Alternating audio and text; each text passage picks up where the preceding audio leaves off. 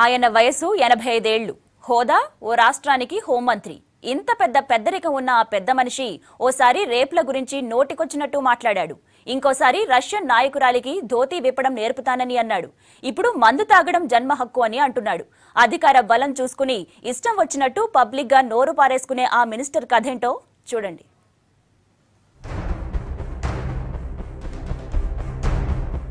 అనవసర కామెంట్లతో వివాదాలు కొని తెచ్చుకోవటంలో బీజేపీ నేతలు పోటీ పడుతున్నారు.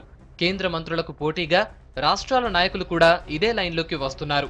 ఇప్పటికే పనికిరాని కామెంట్లతో వివాదాలు వెంటపెట్టుకుని తిరుగుతున్న మధ్యప్రదేశ్ హోంమంత్రి బాబులాల్ గౌర్ మళ్లీ తన నోటి దురద బయటపెట్టుకున్నారు.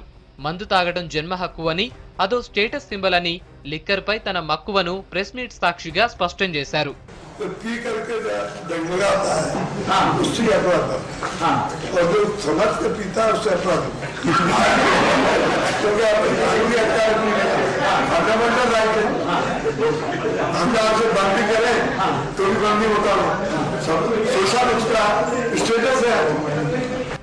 మధ్యప్రదేశ్ రాజధాని భోపాల్లో రాత్రి 10 గంటల వరకే ఉన్న లిక్కర్ అమ్మకాలను 11:30 వరకు పొడిగించడంపై వివరణ ఇస్తూ ఈ కామెంట్స్ చేశారు బాబులాల్ గౌర్.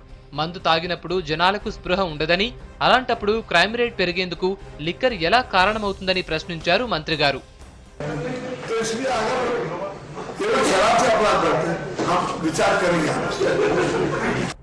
ఇంతకు ముందు కూడా బాబులాల్ ఇలాగే నోరు పారేసుకున్నారు.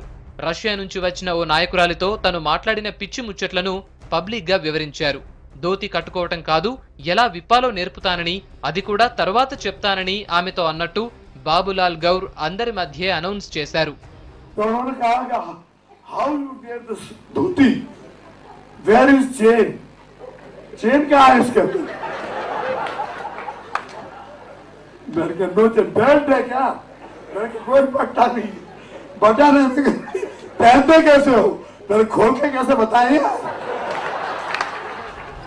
దేశంలో మహిళలపై జరుగుతున్న దాడులపై అంతా ఆందోళన చెందుతుంటే మధ్యప్రదేశ్ మంత్రి గారు మాత్రం ఓసారి నోటికొచ్చినట్టు మాట్లాడారు.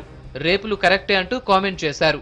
తమిళనాడులో అందరూ నిండుగా బట్టలేసుకుంటారని, అందుకే అక్కడ అలాంటివి జరగవని సెలవిచ్చారు. जो भी आप जाएंगे यहाँ बाजार में और चेन्नई में तो सब धार्मिक टीका यहाँ लगा रहता है. महिलाएं पूरी ड्रेस पहनती है, चाहे शलवार हो चाहे साड़ी. मैंने कहा ये कैसे पूरी ड्रेस पहनती है? उनका यहाँ की धार्मिक संस्कृति है और धर्म के प्रति बड़ा सद्भाव है. इसलिए कोई भी व्यक्ति बिल्कुल अनुशासन में स्वाधीनता से बात करता है.